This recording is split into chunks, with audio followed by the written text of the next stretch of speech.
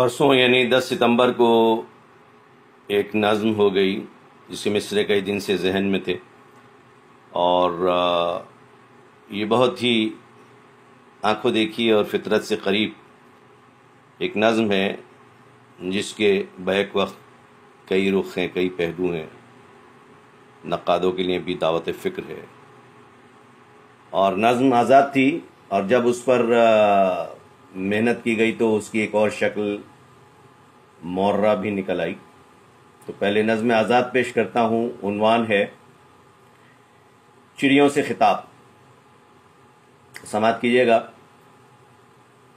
چڑیوں مت ڈرنا، چڑیوں مت ڈرنا، کوے بھی گر آ جائیں، چاہے کبوتر یکجاں ہوں، پیچھے مت ہٹنا، دانا چگنا مت اڑنا، ڈٹ کر ان کو بتلانا، ہم بھی یہیں پر بستے ہیں، ہم بھی تمہارے جیسے ہیں، ہم بھی یہیں پر بستے ہیں، ہم بھی تمہارے جیسے ہیں، رب کا شکر ادا کر کے اپنی روزی بچوں کا دانا پانی لینے کو روزانہ پھر پھر کر کے اپنا حصہ پاتے ہیں، اپنا دانا کھاتے ہیں۔